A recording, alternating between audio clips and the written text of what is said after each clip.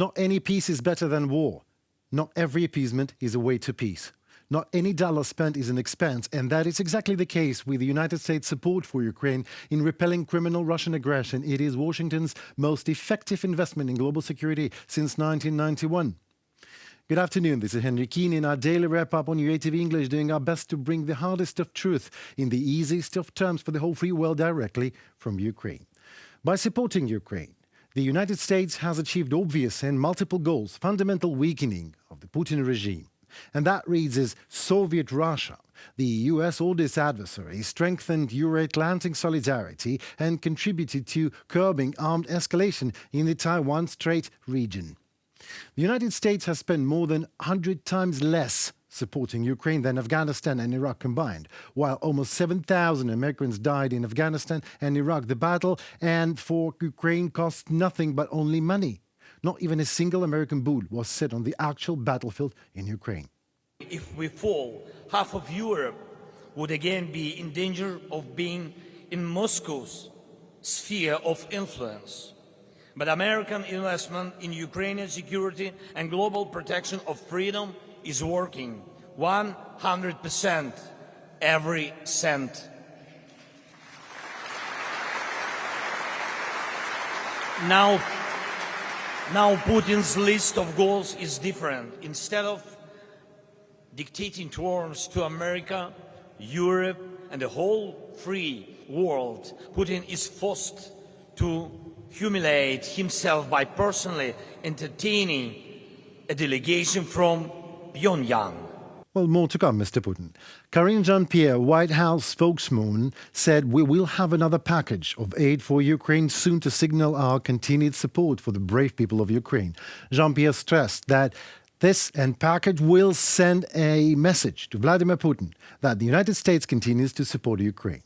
The administration of the US President Joe Biden is clearly determined to help Kyiv for as long as needed. Jean-Pierre remarked that the United States has gathered a coalition of over 50 countries to support Ukraine, and more than 140 more countries have condemned the Russian aggression.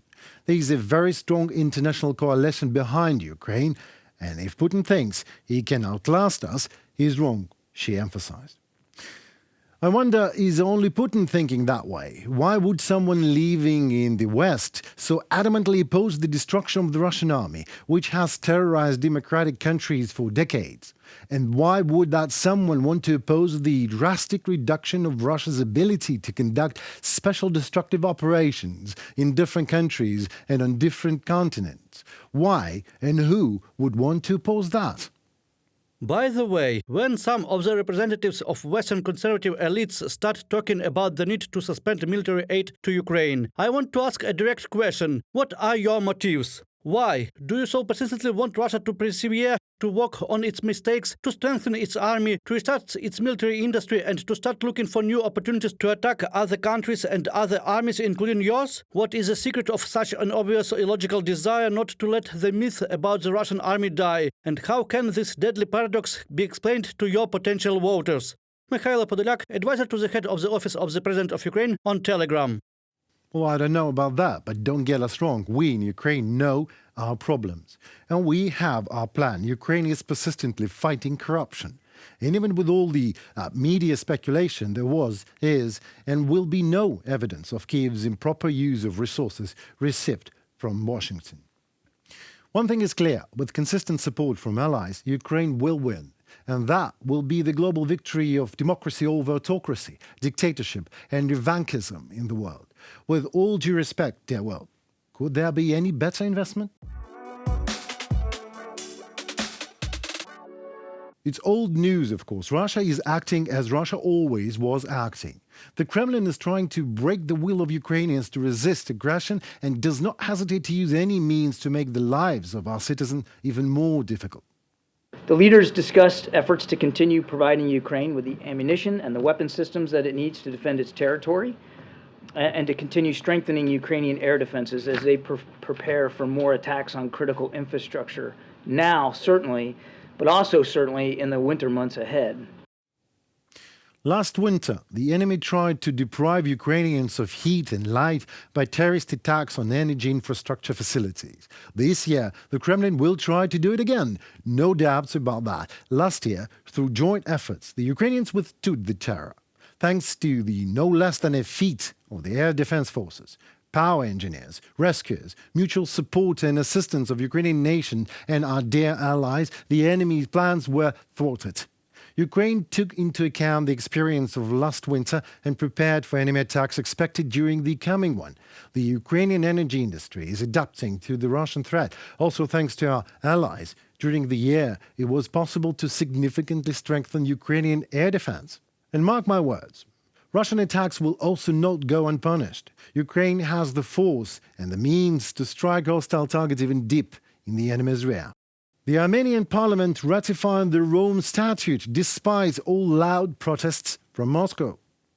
The world is getting smaller for the autocrat in the Kremlin. I welcome the ratification Rome Statute of the International Criminal Court by Armenian Parliament. Armenia has joined 123 states committed to the rule of law. Ursula von der Leyen, European Commission President, on Twitter. Well, Yerevan's démarche is nothing but a logical consequence of the weakening position of the Russian Federation, which turned out to be unable to fulfill its obligations to Armenia as an ally, as much as it was even worth it to expect Russia to be fulfilling any of its obligations. All Russian integration projects, of which Armenia is a participant, CSTO, EAEU, are not just beginning to disintegrate. They were all false and fake from the very beginning. After the abolition of Armenian political structures on the territory of Nagorno-Karabakh, the mission of Russian peacekeepers, which had a mandate until 2025, lost its raison d'être. The so-called peacekeepers turned out to be what they really are, nothing else but the occupation contingent of the Russian Federation in Azerbaijan. The loss of Moscow's position in influence in the South Caucasus is a direct consequence of the shortage of Russian resources and increasing exhaustion due to the war with Ukraine, of course. There is not even any hard truth to put into any easy terms this time here. As I said before, Russia is Russia and is acting in the Russian way. And I don't expect for international society to learn much from it again. All I want to add is the words of President Zelensky he spoke at the UN Assembly in New York. If you want to know if Putin can be trusted, go ask Prigozhin about that. It was Henry Keane on UATV English, hoping to give you the hard truth in easy enough terms on our daily wrap-up today. Please comment, like and subscribe. Let us know your thoughts in the comments below. Your opinion matters a lot to us. Stay safe and tuned for more tomorrow. See you soon.